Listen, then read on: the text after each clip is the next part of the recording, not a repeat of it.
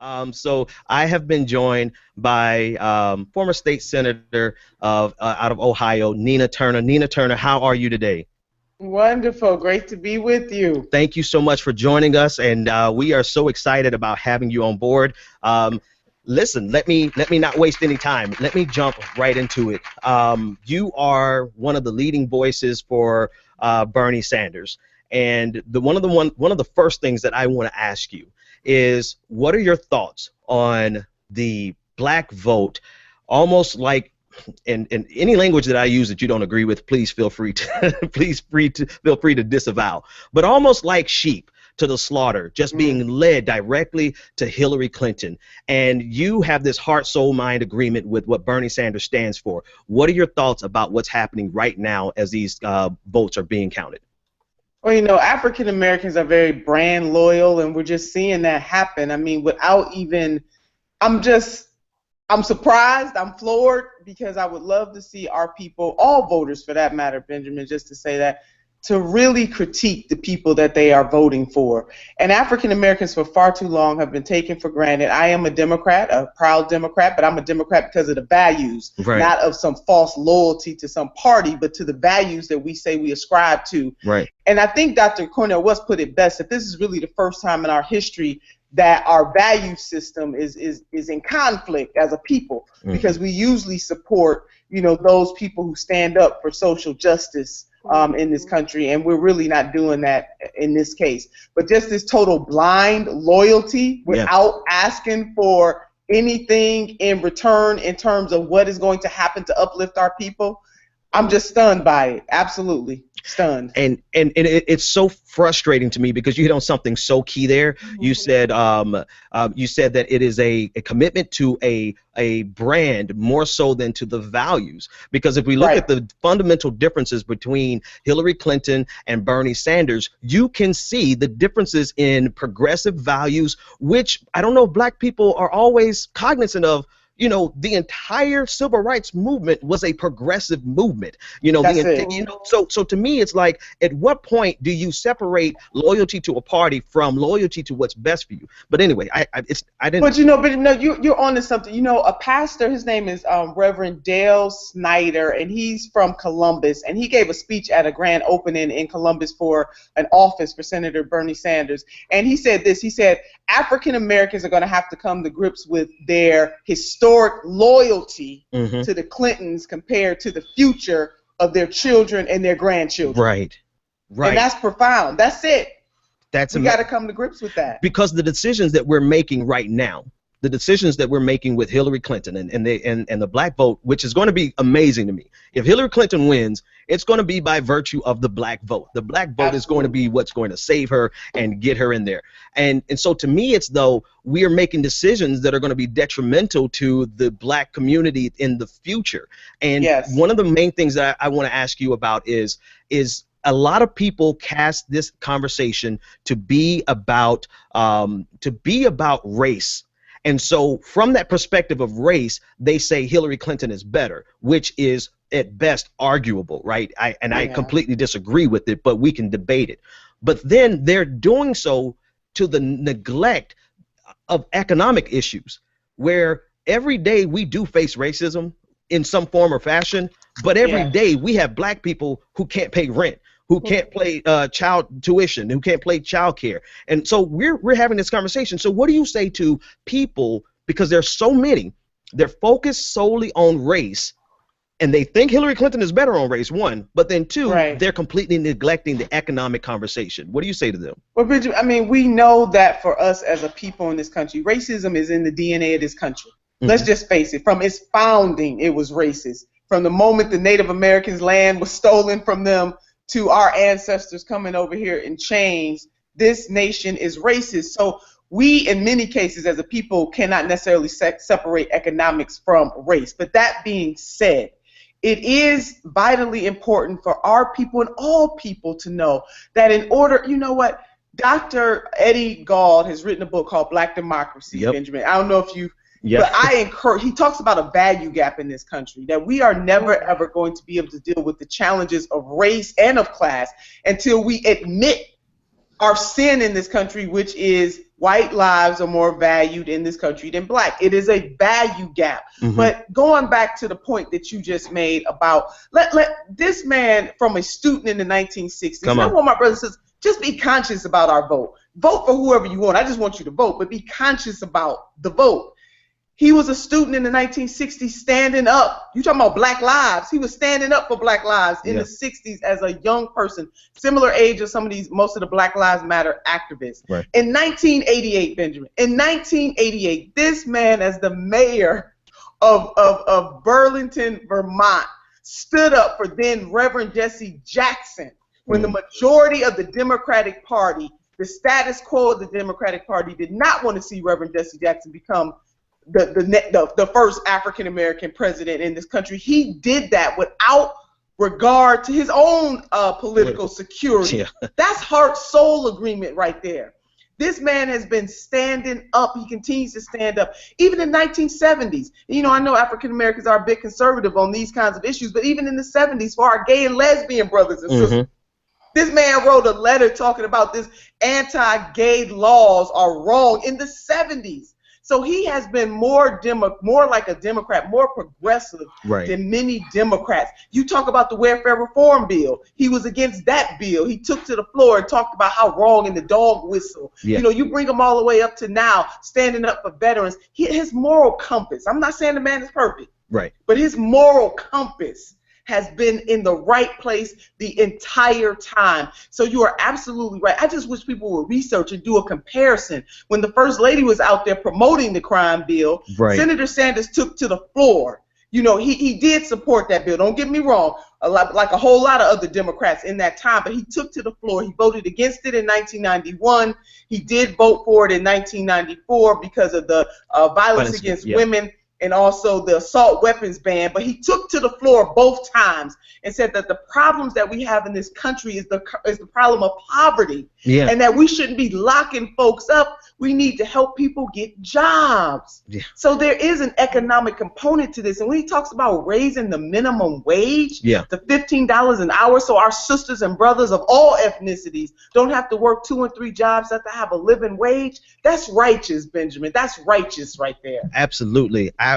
Oh my goodness, I cannot agree with you more, which drives me insane, State Senator Turner. It drives me insane to see in my opinion, they either don't have jobs, or they don't have any responsibilities, or they're so economically privileged that they aren't concerned about the economics of it. But when I see people like, and I love him to death, I absolutely have so much respect for Michael Eric Dyson, but when I see him turn the conversation to be only about race, which doesn't yield us anything productive about people who are working for $8 an hour and desperately need $15 an hour just to survive so that they can help the next generation get out of poverty, it drives me insane, because one of our daily experiences as African Americans is with poverty and living paycheck to paycheck, and now we have had this conversation completely obliterated by identity politics manipulation. That's what I want to title it. So let me go to another phase of this conversation, because I read and I have seen some of the things that you have faced personally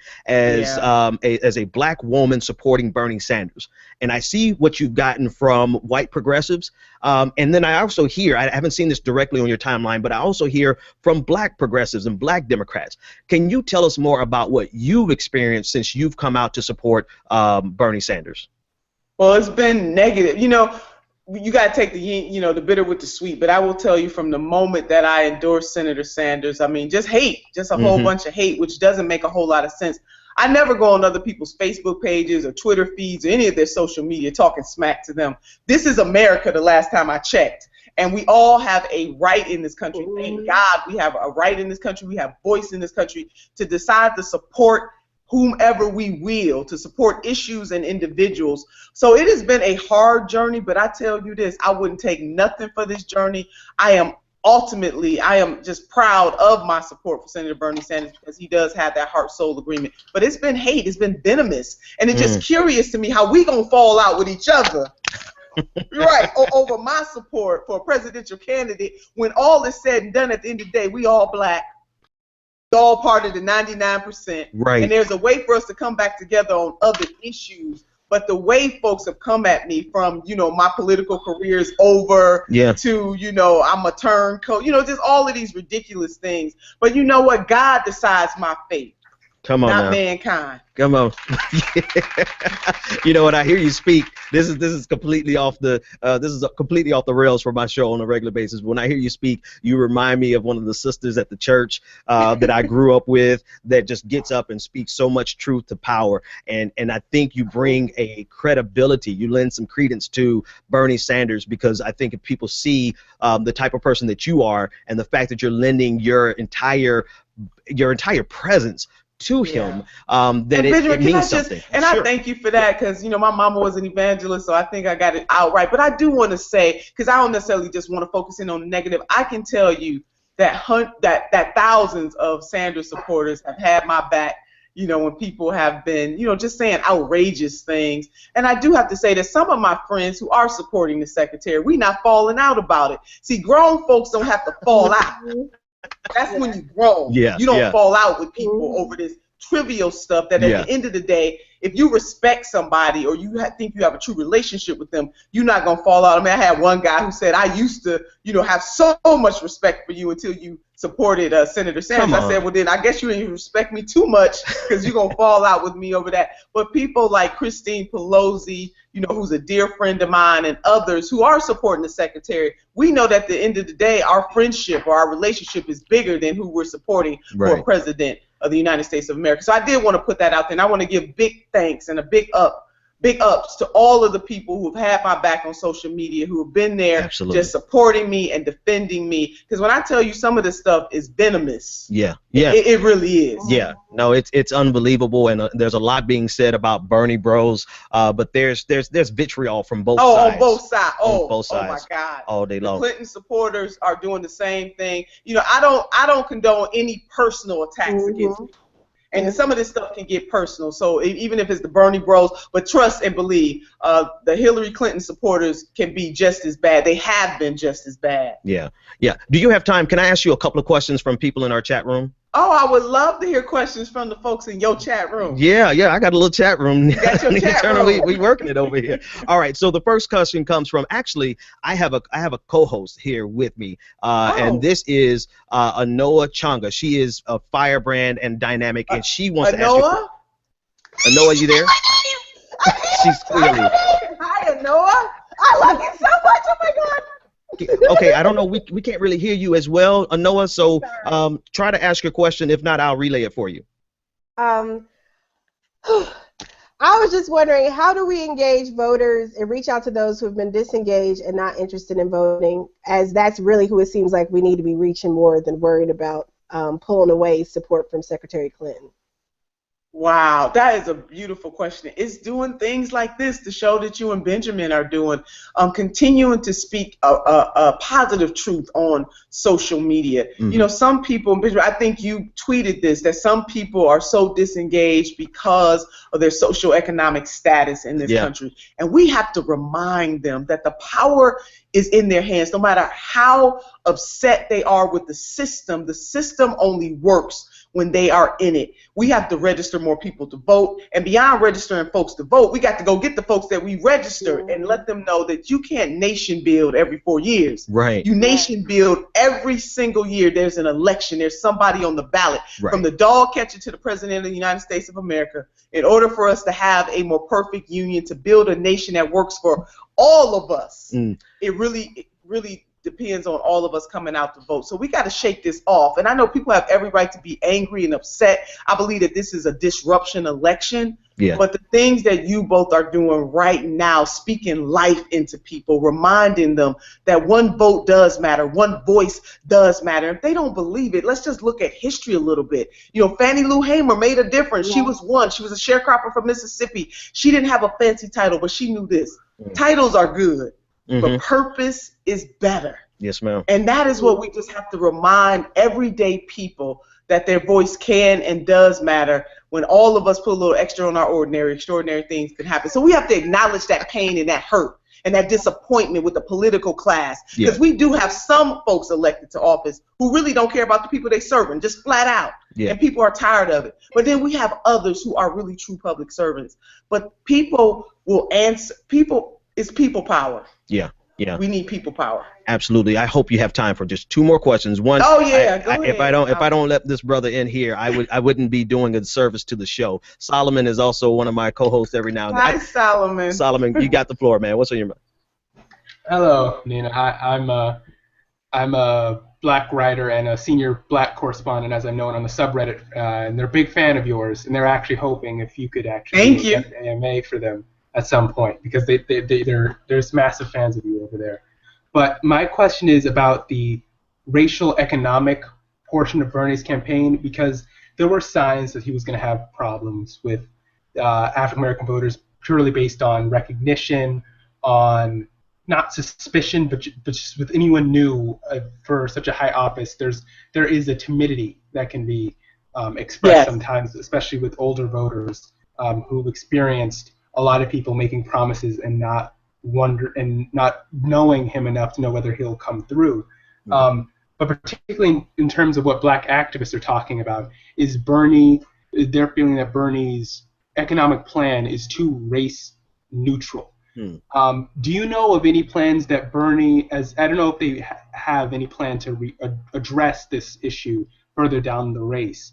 There's definitely still a big path forward, but do you know if they have a plan specifically economically, whether bringing in black economists or bringing in speakers on this issue to help either change their policy or better promote their policy? Because I feel like there are certain things they can do better, like promoting the fact that his public education plan for fundraising public schools is moving away from housing taxes, which would be huge for the African American community. Imagine how well that would do in places like Detroit or Chicago.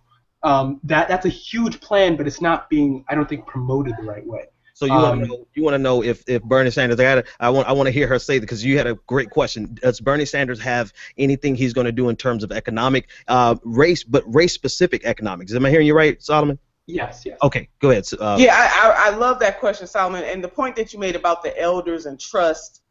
You hit the nail on the head, and the fact that so many of our elders get their news from TV still.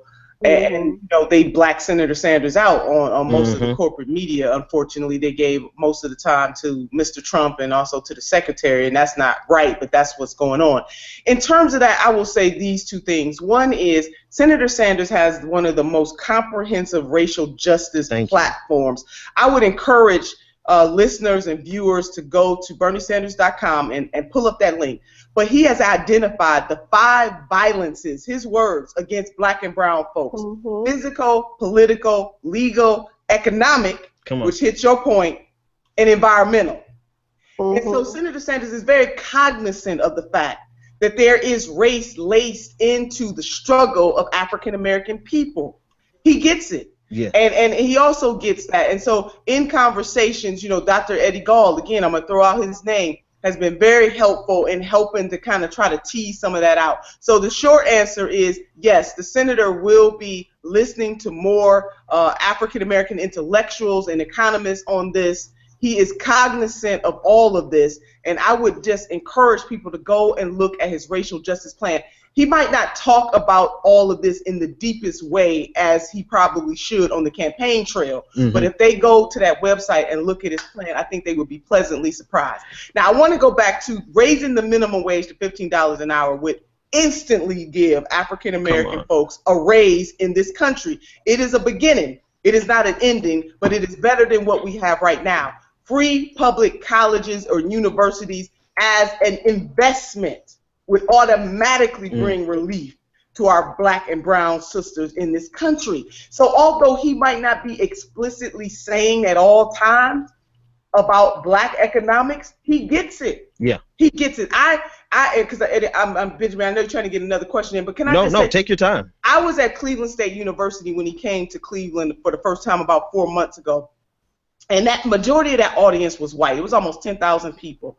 And when I say to you all that before a majority white audience, not Black History Month, not prompted to, not trying to pander to folks, he said to that audience, that as the next president of the United States of America, I am going to do everything in my power to help to eradicate institutional racism. Now, he didn't go into detail by detail on how he was going to do that, but the fact that he spoke those words into existence, not to a black-brown crowd, not to a black church, but to a 95% white audience, that it is our responsibility. I was with this man in Iowa, you know, 4 months ago when we had a racial justice panel. Again, majority of the audience is white. He had 2 ex-offenders, 2 brothers, who got a chance to tell their story about how the system fails people when we let them out and give them $75 and they don't have a place to lay their head or a job to go to, and then we wonder why the recidivism rate is so high.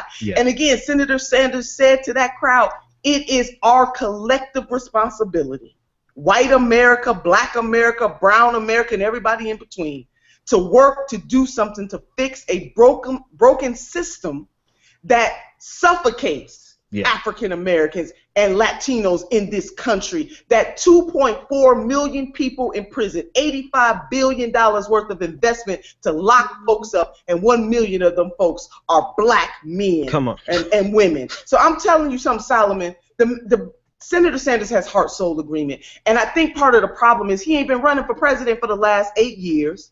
He doesn't have a spouse that is a popular president. He doesn't have that. He has not been he is running. He is running because there was a void in this country of leadership in terms of who's going to look out for the working poor and say the word poor and not be afraid to say it, Democrats. There are poor people in America, and to say that we have to continue to lift the middle class in this country. That's why he's running. That's why I'm supporting him, because he has heart-soul agreement. And one other thing. Take your time. Dr. Martin Luther King Jr. was a democratic socialist. He said the following. He said, we have socialism for the wealthy and rugged individualism for the poor. And it's time out for that. And so Senator Sanders is the type of leader that we need for this time, because he is boldly saying billionaires, millionaires, and billionaires are not going to have it all. They just not. And I'm going to lay it on the line. State Senator Nina Turner, we so appreciate it. I want to just read a couple of comments that people are saying. Irene Burns in our chat room says that you are a heroine for her and other minorities just like her, and she absolutely loves the fact that you came on the show tonight. So thank you so much for behalf of Irene. Umar Soris wants to know, in your opinion, no matter what the outcome is, what do you see the movement for progressives and a progressive movement, no matter what happens in November? Where do we go from here? That's what that political revolution is. We cannot go back. And so all the people who are engaged, even if Senator Sanders is not, even if he is not the nominee, we must continue to collectively push this system to answer to the majority of the people. I'll sum it up with a quote by Congresswoman Barbara Jordan when she said, what the people want is simple. They want an America as good as his promise. That is why Senator Sanders is running, but that is why it is so imperative that we stay engaged, because one great president cannot do it alone. It is really through the push of the people. Change happens in this country from the grassroots and not the grass tops, and we have to be committed through deeds, because everybody won't change. You know, but I saw a great editorial cartoon that asked the question, how many people won't change? And everybody in the audience raised their hand. How many people going to work for that change? Nobody raised their hands. So we got to work for the change, and we cannot relent, and we cannot get discouraged. We cannot get weary and well doing. We must band together and do the work that is before us. Again, titles are good, but purpose is better. You know, I would be so negligent if I don't ask this question, and I know I just went further than I should, but I have to ask this because there is an audience that I'm going to share this with too, which is Dr. Boyce Watkins and Your Black World Network, a very large network of extremely activist-styled Black Americans. Yeah. What do you say? And then I promise you this is the last question. What do you say? I'm coming back. Oh yeah, no, I got to get it all in as much as. But what do you say to those people who are so aware that they have no confidence whatsoever in this political system? Those Black people who are so active and they just have no hope in politics whatsoever. What do you say to them on behalf of Bernie Sanders that would get them up? They're not the Black establishment. They're just, some of them are not going to vote at all. How do we get them up to vote? What can Bernie Sanders, what can you say to them to get them up to go vote? God, if they want an America, because this chance is not going to come around again, that speaks for their children and their grandchildren, even if they won't do it for themselves or their neighbor's kid down the street, then they got to vote for a champion of the people, somebody that's been a consistent champion, that his life story mirrors his work, that he does not change for political expediency. Again, he was in the struggle in the 60s when black folks were losing their lives just fighting for liberation, because that has been our fight as a black people, for liberation. He was in that fight, even though he never knew he would run for president of the United States as a 20-something-year-old, fighting against segregated housing in Chicago, where it was dangerous to do so. This man put his life on the line. In 1988, and I hope this means something to our people, because I'm so glad we have President Barack Obama, and hopefully in our lifetime we will see another African-American president. But I'm going to tell you something. Back in 1988, when he was one of very few, I think it was only 2 white elected officials who had the courage to stand up for the Reverend Jesse Jackson to say that he should be the next president of the United States of America. Wow. Senator Sanders was saying the same thing. Enough is enough. Is enough. And what he was saying is that we need to expect more. We deserve more. People don't get up for decent. People get up for good and for great. This man has heart-soul agreement. When he was pushing through bills to support our veterans in this country, heart-soul agreement, speaking out against a welfare reform bill that had a dog whistle in it for black women in particular, the whole notion of a welfare queen that started under Reagan. He took to the floor and said that this is wrong, and he voted against it. When he is talking about universal college and university, can I just say, for me, I am a first-generation college graduate. That means so much to me, because for him to say, I want other children, black and brown and poor white children, Native American, all folks, to have that opportunity and not to be saddled with debt. Debt in one hand and a degree in the other. Education helped me become a cycle breaker. My mother died at the age of 42 years old, family, with her dreams deferred. And she never lived to see her oldest daughter walk across anybody's stage. She never lived to see me take oaths of office. And she died on the system of welfare. My mother worked hard. She tried hard, but everybody doesn't run the race at the same pace. And we need a leader who understands that everybody's journey is not the same, and that government is designed for us to do collectively what we cannot do as individuals. And though my mother never lived to see some of the great things that her oldest daughter has been able to accomplish, I know that she is in heaven saying, "You go, girl," and you keep speaking up and speaking out. Senator Bernie Sanders is standing up for the least of these, our sisters and our brothers, and that is how we measure leadership. And he doesn't change. He doesn't change his moral compass does not change based on political expediency. And so we got to do this for the next generation of young folks in this country who deserve better. That is what we are living for. So what I would say to my African American sisters and brothers, my brown brothers and sisters, my red brothers and sisters, my gay, lesbian, Jew, Gentile, Buddhist, no religion, atheist, just folks who care. Who care.